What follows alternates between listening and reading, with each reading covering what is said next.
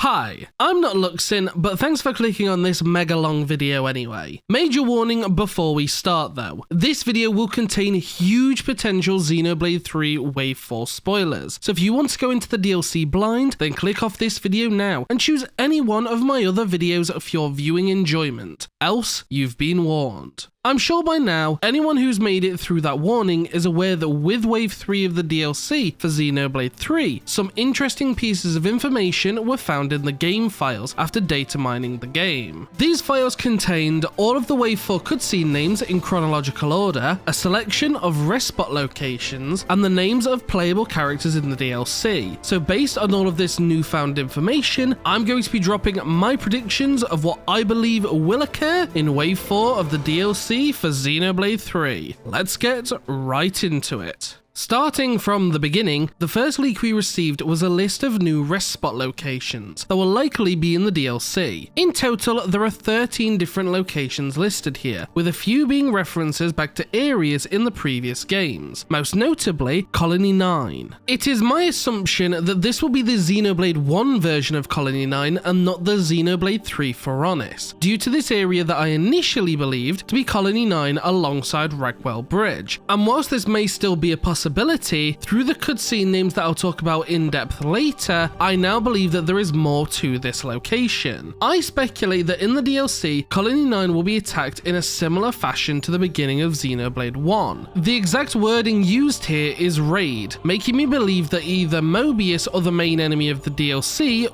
will attack it. The former sounding particularly reminiscent of the original city being destroyed long ago. Therefore, I speculate that the original city that we heard so much about in the main game of Xenoblade 3 may have actually been an updated Colony 9, and the following cutscenes will be a reenactment of the events that we heard about from Hope's Rest. The existence of a camp location known as Old City Street Camp, however, does seem to dissolve this theory slightly, but I believe that both of these camps may be present inside of this city. My best assumption would be that Colony 9 camp is located just outside the main gates, whereas Old City Street Camp would be somewhere inside. Another noteworthy area is the Black Mountains, showing up once again as a camp location, as well as through a cutscene name. Based on the concept art we got from the art book, I believe that this area will actually be the head of Moradane. In this artwork, we can see what remains of this titan, which now appears to have become a snowy mountain, based on the ice and snow we can see here. In addition, there are also crystals scattered around throughout this piece from Valak Mountain. We know that part of Valak Mountain will be returning in the DLC, as Valak Peak Camp is another location that was leaked. So assuming that this artwork is accurate, the two are likely to be close to one another. I feel it's important to emphasize, however, that the Black Mountain Camp is specified to be a view of this location, possibly meaning that this will not be an area that we can reach and visit, instead simply being used as a piece of visual storytelling. Additionally, something else that is noteworthy is that this time around, Valak Mountain may not be snowy. In terms of the lore, Valak Mountain was always cold due to the right arm of Bionis always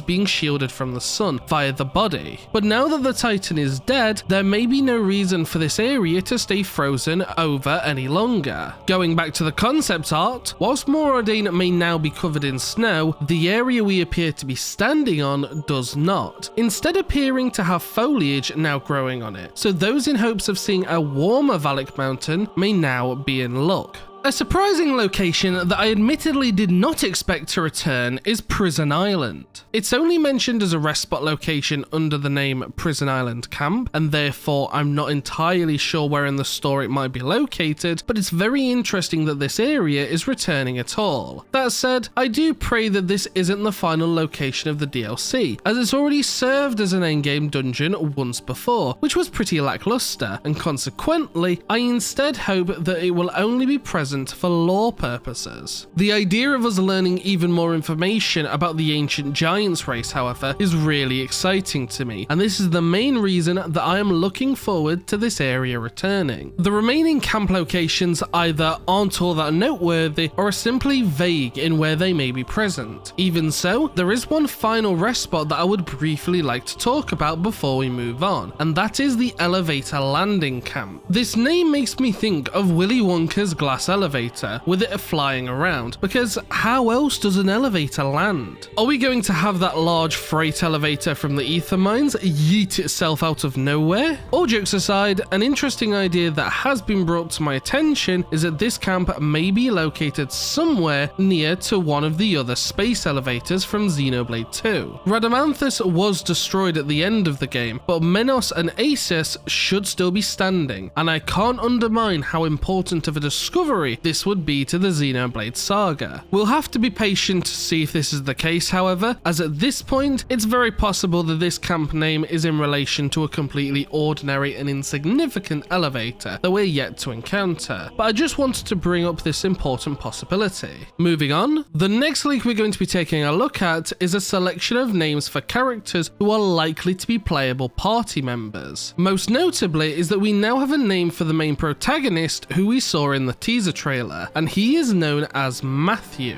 The name Matthew means gift of the Lord, and likely derives from the man named Matthew mentioned in the Bible as one of the 12 disciples, also thought to have written the Gospel of Matthew. This particular entry includes the story of Jesus' death and rebirth, where he rises again after being crucified on the cross, told from a Jewish perspective, although that is irrelevant in this case. In terms of the Xenoblade character, we're virtually certain that he is a descendant of Noah and Mio in some way or another, as well as the founder of House Vandam. Based on the statue inside of the Memorial Hall, we also know that Matthew was a martial artist, favouring the ye old technique of fist fighting, further supported through his blade looking incredibly similar to Noah's gauntlet. Xenoblade also tends to typically take large amounts of inspiration from different religious references, with Alvis being a great example, as he is loosely based on Jesus, specifically the Christ from Valentinian Gnosticism, being practically identical to this version of him. Throughout the entire Gospel, Matthew of the 12 disciples is only ever displayed as an observer to the events that occurred, not someone who specifically had an important part to play in its events. For this reason, whilst I do believe that the founder of Vandam, Matthew, will be an integral part to the main story, I do not believe that he will be the main driving force of events, merely a witness who was present at all stages, and possibly the man who originally wrote the memorials for the other founders, in reference to Matthew writing the Gospel.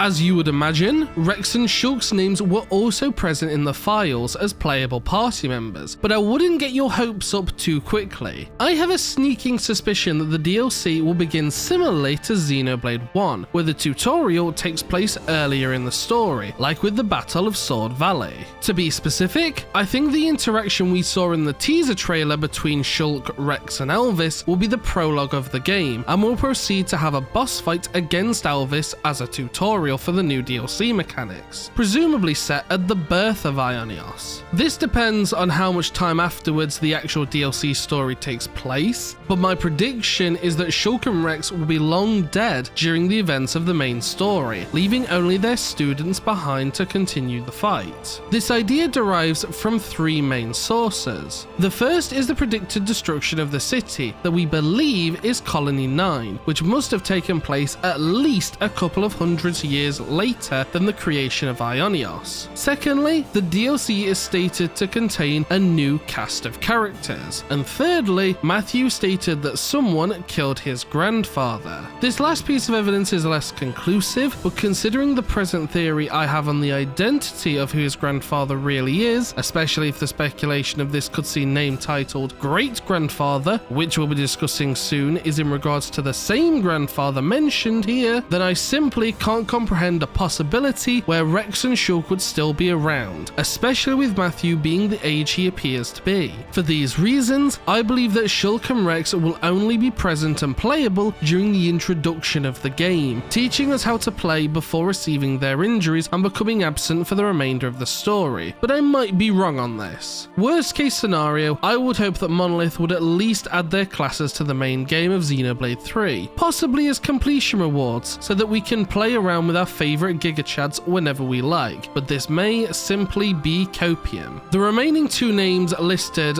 then belong to a Nicole and Kagiroi. At present, I believe that these are going to be Noah and Rex's replacements as party members, on top of them being their students, based entirely on the fact that both have female names. The founder of House Ortiz appears to be the only remaining male founder, and therefore, as there is no male name present, I'm left to assume that these two will be the actual founders of House Reed and Cassini. Kagiroi is likely to be an Agnian, as typically, Japanese names are used for that race, but more interestingly, she may also be related to Rex by blood, as one of his daughters. The name Kagiroi, when spelt in kanji, looks like this. This second symbol in particular on its own means Homura, Pyra's Japanese name, as well as the name Kagiroi meaning things such as heat shimmer, heat haze, and the glow of dawn, things further related to Pyra, thankfully debunking the theory that Kamuravi is Pyra's son. Please stop spreading this as an idea, it is awful. If all of this isn't obvious, I believe that Kagiroi will be the daughter of Rex and either Pyra or Mithra, which then just leaves Nicole, who I assume will be a Kavesi in contrast to Kagiroi. Sadly, I have no more information other than her name, so it isn't exactly clear which race she will be, or what she will be like, but I can make one possible suggestion. If my initial idea was correct, and this concept art is depicting the founders and the DLC story, then we may actually get something akin to this blonde Hyentia girl, which I'd actually be really excited for. In hindsight, it does seem that these illustrations may simply be placeholders for the main cast of Xenoblade 3, as you'd assume that we'd see Kagiroi and herself wielding their mentor's swords themselves. But hopefully, they didn't scrap this character design, and we're yet to see it in Wave 4 of the DLC. The only remaining name from the leak is then A, who I believe will be the founder of House Doyle and Matthew's sister. This prediction comes entirely from the fact that her name comes after and is next to Matthew's in the files, creating the assumption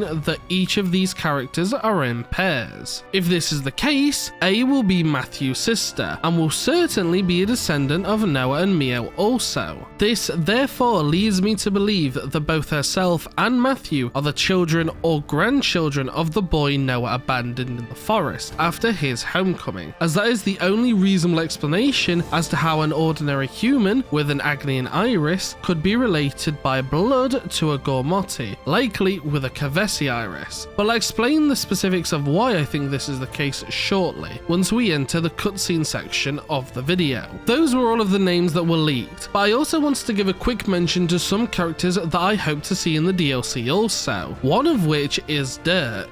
The idea of seeing Blackblaze Dirk in his prime as an Agnian soldier, ruthlessly killing the enemy and even possibly having a go at the founders, would be particularly interesting to see, and could potentially solidify his character as a bloodthirsty killer. Ashera is also a character I'd like to see return, as from her Ascension quest, we learn that she retains some of her memories from long ago, mainly when she was slaughtered by Moebius to prevent her homecoming. I find the idea of seeing returning characters like this who have history within Aionios that we're already aware of quite intriguing, as witnessing these events could help us to appreciate the daily struggle that those in Aionios face. That just leaves the cutscene names as the only leak we're yet to cover today, and I can say without a shadow of a doubt that we've saved the best for last. Not only can we get a general idea of what will occur in each thanks to having access to this information, but also having them in chronological order allows us to piece together what the story of the DLC will be about. So enough stalling, let's take a look.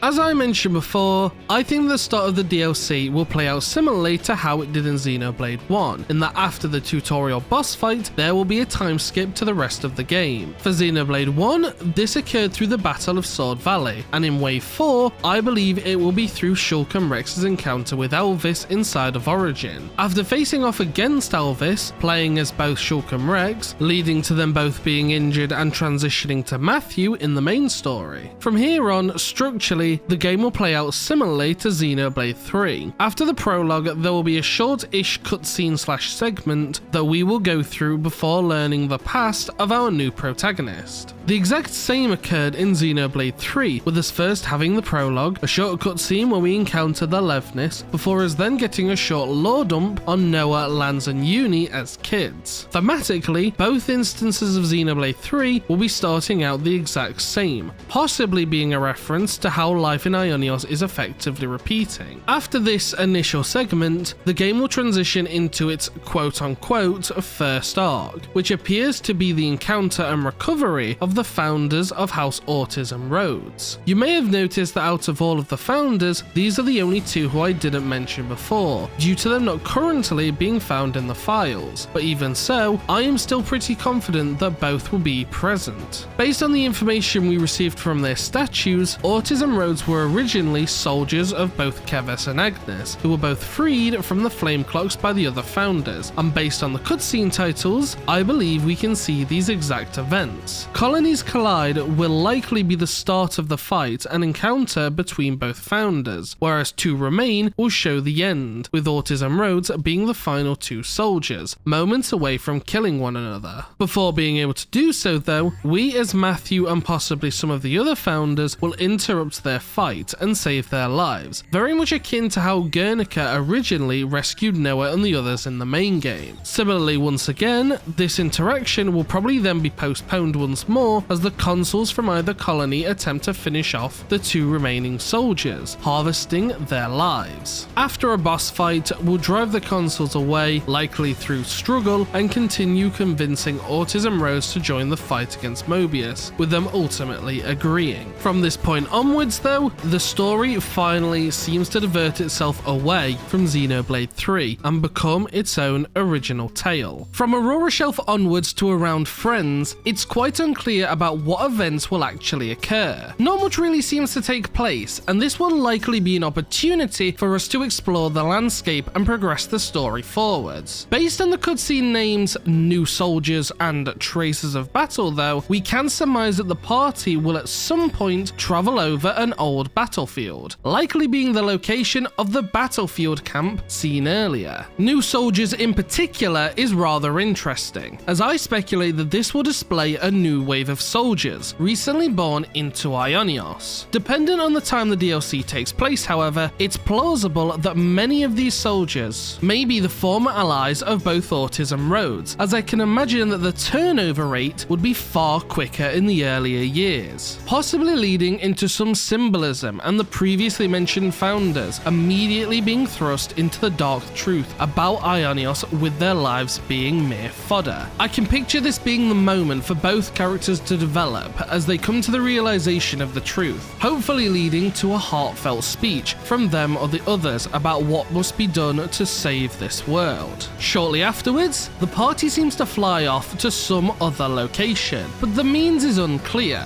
The initial assumption would be that they simply use Alevnis like they do in the main game, but I hope that this isn't the case, and instead we can fly through us using our new Ouroboros powers to traverse the world. This is copium, isn't it? Regardless, now that the Ouroboros powers seem to be activatable solo, there's no longer anything preventing us from using this power to navigate the overworld, and that could include using the power to fly. The specifics are different, but the interlinked Ouroboros forms in 3 do have the ability to fly, and this would be a great opportunity to bring it back.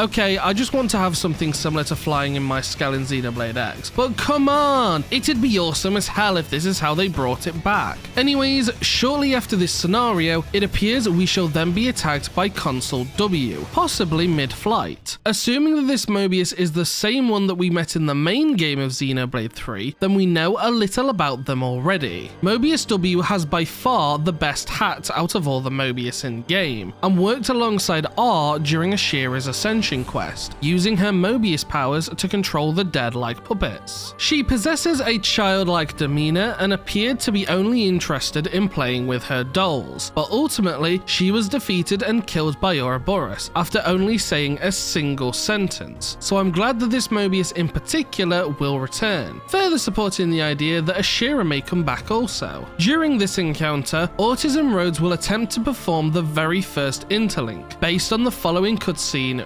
confusion. According to Van Damme's founder statue, however, it was himself and his sister A who actually performed the first ever interlink. So with this in mind, I believe that this interlink will be incomplete. As to what this means, I'm not entirely sure, but I would assume that the form will be distorted in some way and won't be nearly as powerful. Even so, they'll likely defeat Console W, who will then escape, and the party will be left to reflect on the events that occurred during that fight. Following these events would then commence the second arc of the DLC, as the group then reaches their destination, being Colony 9. I've already described how I believe Colony 9 will function in the main story, but based on the cutscene names, there will likely be more to this segment. Upon arriving at this new location, we'll likely enjoy a brief moment of serenity and peace before, quite literally, shit hits the fan. The first instance of things going wrong is probably during the cutscene Ragmos Desolation, where Colony 9 will be decimated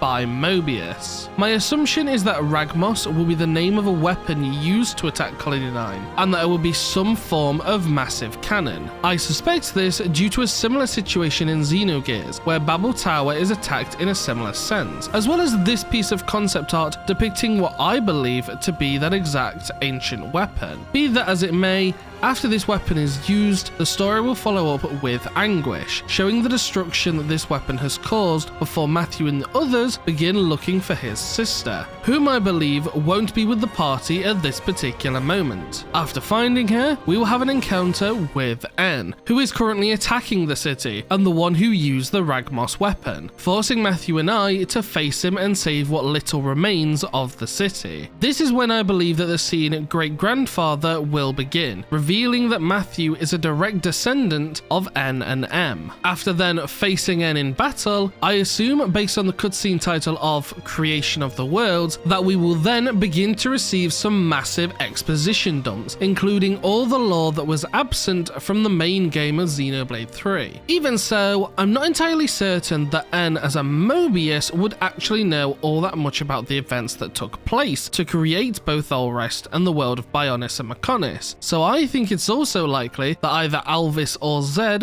will be present to fill in the gaps. After learning the truth and being forced into a corner, it's then that I reckon that Van Damme and Doyle will bring the power of Ouroboros to completion, successfully achieving a complete interlink after witnessing Ortiz and Rhodes attempting it earlier. The following boss fight will then be one for the ages as N transforms into his Moebius form, resembling a red version of Noah's Ouroboros, a throwback to how its gear is a red version of Phase gear. With this new power unlocked, the founders will successfully force N and any other foes out of the city before retreating themselves as it completely collapses. On a side note, keep an eye out for this part of the story because I have a sneaky suspicion that there will be timed quests here, so keep that in mind. This will then conclude the second arc of the DLC and begin setting up for the final one. My assumption is that the cutscenes The Night Before and the Black Mountains both will then be this setup before we initiate Future, and this is where things get complicated. So far throughout the duration of this video, I've been looking and discussing the DLC as if it will be a prequel, and for the most part, I think it will be, but from this section of the game onwards, that's all about to change. I'm not entirely sure how they'll actually do it, but I think my initial prediction might be right, and we may be getting the best result of all, both a prequel and a sequel DLC. My best guess thus far would be that everything up to this point would have simply been a reenactment from either Origin or Matthew's memories, reflecting on the events that initially occurred inside of Origin, but this could be way off the mark. The point is that going forwards, we'll begin to see a lot of evidence suggesting that this final section of the game will be told after the events of Xenoblade 3. For example, we immediately begin to see this from the cutscene Origin's Memories. Put simply, I don't see there being much significance to Origin's Memories if this is a prequel, possible, as at this stage, considering that nothing noteworthy would have actually occurred. For sure, we could witness the memories of our beloved old party members and see their daily lives as they awaited the merge to happen, but I don't really see much point, especially after Xenoblade 3 and the previous cutscene, Creation of the World, has already taken place. It would make far more sense to me for this cutscene to cover much of the information surrounding what happened afterwards, and for that to happen, this would have to be in a sequel section. If that wasn't enough to convince you, then the very next cutscene is also titled Gondor's Path, as in the Gondor we know and love in Xenoblade 3. How could Origin contain the memories of Gondor and display her path if these events occurred before she was born? Please don't give me some silly excuse about time travel either, as Xenoblade typically works on Leibnizian-based metaphysics instead of the standard Einsteinian theory that we work off today, and based on that, time travel simply isn't possible. It could be argued that this may be a completely different Gondor character, whom Monica named her daughter after, but at this stage of the proceedings, there is nothing to even entertain that possibility. So again, I reaffirm the idea that this end section will take place after the events of Xenoblade 3. It's one lore dump after another though, as we get to the cutscene known as the Arc, hopefully clarifying any doubts that we might have about how this megastructure functions, and possibly even proving my entire video correct. Considering the sheer amount of cutscenes that appear to take place inside of Origin though, I would presume that the layout will be changed from how it was in Xenoblade 3, meaning once again that I bring your attention back to the concept art. I know you're probably getting sick of me repeating this point, but Monolith may have been real sneaky and shown us all a teaser months ago when we first saw the art books, although I still don't forgive Nintendo for how poorly they handled that situation. Nonetheless, we'll likely finally have a complete understanding of how most of Origin works by the end of this cutscene, possibly setting up for future Xenoblade entries. Interestingly enough, however, we then proceed to have another important cutscene, Klaus's world. We've seen the experiment performed twice now in both of the previous Xeno titles, and I'm sure we will see it again, but before that, I would assume they are going to finally give us context of what happened before that. We know a little bit of information thanks to the Siren model kit already, which I've mentioned before on the channel. Let me know in the comments if you want a full video on that at some point, but this may be the first time we see things actually play out. Learning of the world Klaus derives from will be really interesting, and I'm excited to see what twists and turns they'll throw our way. This then leads into Niel's dream, and the burning question is then, who is Niel? The only record I could find of the name Niel being used originates once again from the Bible, specifically from the story of Noah's Ark, where she played the part of Ham's wife, Noah's son. This largely seems irrelevant, however, as from what I've been able to tell, the character does nothing substantial at any point in the story, so we can assume that Monolith has simply adapted the name for their own means. Even so, this brings us no closer to their identity, but I do have a theory. I think that Niel is going to be the real enemy of the DLC. Let me explain. I said before in my teaser trailer analysis that I don't think that this is Alvis, or at least the same Alvis we knew from Xenoblade 1. Somehow, someway, I believe that Niel has taken over Alvis's body, forcing his consciousness into submission and either hiding him away in his own mind or trapping him in another body. Riku, I'm looking at you. Anyways, the primary theory I'm following through with is that Niel is actually an alternate personality of Alvis, similar to the Pyra Mithra situation. To be specific, I think this is the real personality of Ontos, which then has implications with this cutscene name. We know through the Siren model kit that the Trinity processor cores were originally placed in memory space, allowing them to develop personalities of their own, and this is what I think this cutscene will be showing, as we can liken memory space to a dream. During this time, the artificers were then created, inside and out of memory space, raising the question of what threat was in memory space, scaring them into constructing these weapons of mass destruction. If something akin to Moebius had made its way into this domain, then Ontos's actions would begin to make sense, disappearing from the beanstalk to flee the imminent threat, and possibly even creating a pseudo-personality if his got corrupted. That personality being Alvis. Alternatively, I have also entertained the idea that Niall could have been the name of one of the other scientists who were present during Klaus's experiment, and after taking control of Alvis, who at the end of the day is a machine, attempts to recover the conduit for himself, or the next closest thing, which would be Origin.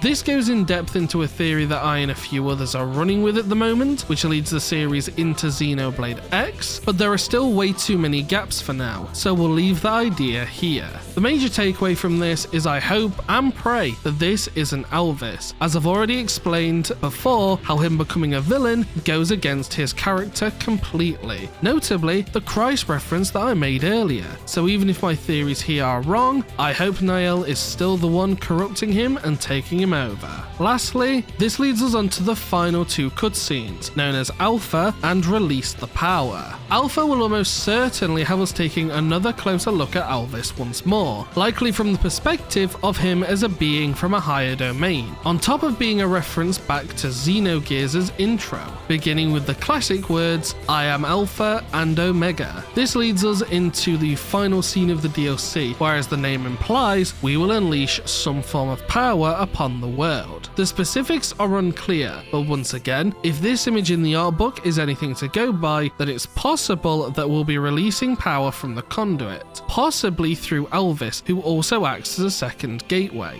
This would then provide me with exactly what I've been yearning for, since, as long as this does take place in the sequel section, it will finally be putting the Klaus saga to bed, and will begin setting up the events for future Xenoblade entries, fulfilling that promise that Takahashi once mentioned, that we will know where the series' future is heading. The best way I think they could do this is through briefly showing us the Pioneer plaque floating through space, as that would be more than enough to satisfy my curiosity and confirm where the story is heading. If I happen to stream this particular moment live when the DLC drops, be prepared for me to absolutely lose my shit. And that was all of the leaks for the Datamine on Wave 4 of the DLC.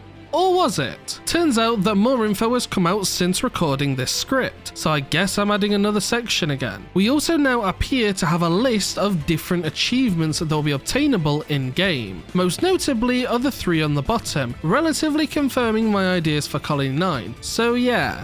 Keep an eye out for that one. Pouch items also seem to be making a return, as we can see that there will be recipes once again, but considering that there is no mention of gems, both systems may now have merged into one, similar to how pouch items worked in Xenoblade 2. Lastly, there is also a feature that I'm sure that many of you are not going to be pleased about. The community system from Torna is returning. Before you get out your pitchforks and torches though, let's wait to see if this has the same flaws as the Xenoblade 2 one, as it might not be required for story progression. I'm hoping that Monolith would have listened to the feedback about it before, so I have confidence for now that this will be an improved system, which won't ruin the whole experience of the DLC. There is also mention of a device known as the X-Reader, which seemingly can be upgraded. This initially reminds me of the Ether Cylinders Plus, which you can obtain during Ino's Hero Quest, but I might be dead wrong. We shall need to await for the exact specifics on how this device will function for now though. Anyways, that pretty much finishes off this video, as those are all of the leaks we've received